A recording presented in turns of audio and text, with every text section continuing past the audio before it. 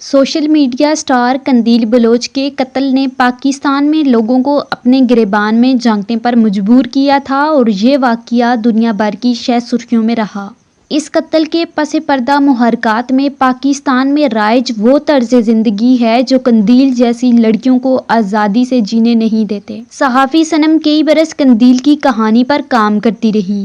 اکتوبر 2019 میں پاکستان میں ایک مشہور قتل کیس 3 سال بعد اپنے انجام کو پہنچا تھا۔ ملک کی پہلی سوشل میڈیا سیلیبریٹی 26 سالہ قندیل بلوچ کو ان کے بھائی نے جولائی 2016 میں قتل کیا تھا۔ یہ ایک نام نہاد غیرت پر کیا جانے والا قتل تھا۔ بھائی نے سوچا کہ سوشل میڈیا پر پوسٹ کی جانے والی ویڈیوز اور تصاویر خاندان کی بدنامی کا باعث تھی۔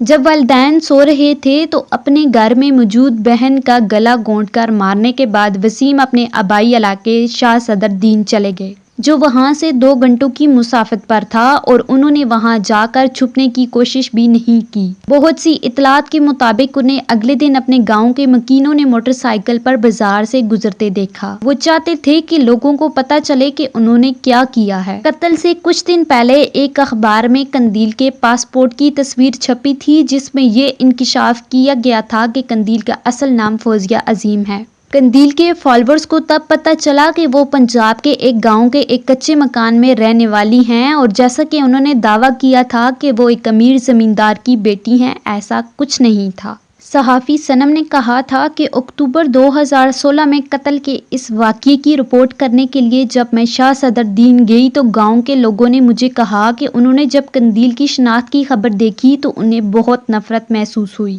انہوں نے وسیم سے کہا کہ تمہاری بہن نکر میں گانے گا رہی ہے اور ڈانس کر رہی ہے، اور تم اس کے کمائے ہوئے پیسے پر ایک خوشحال زندگی گزار رہے ہو، تم میں غیرت نہیں ہے۔ جب قتل کے ایک روز بعد وسیم کو گرفتار کیا گیا اور پریس کانفرنس میں ان سے پوچھا گیا کہ انہوں نے اپنی بہن کو کیوں قتل کیا، انہوں نے صاف جواب دیا کہ قتل کی وجہ اس کا طریقہ کار تھا جس طرح وہ فیس بک پر آ رہی تھی۔ اس کیس کی تحقیق کرنے والی عطیہ جعفری کہتی ہیں کہ وسیم نے اعتراف کیا تھا کہ اس نے ہماری زندگی مشکل بنا دی تھی اور میرے پاس اور کوئی حل نہیں تھا۔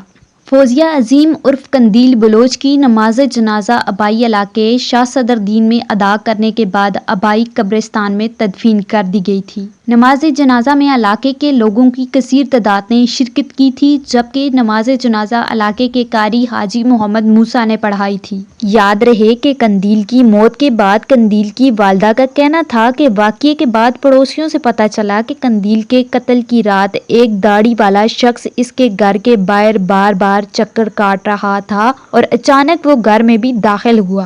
انہوں نے کہا کہ علاقے والے ہمیں قندیل کا ڈراموں میں کام کرنے پر طعنے دیتے تھے۔ ناظرین، آپ کو ہماری یہ ویڈیو کیسی لگی اس کے بارے میں کمنٹ ضرور دیجیے گا۔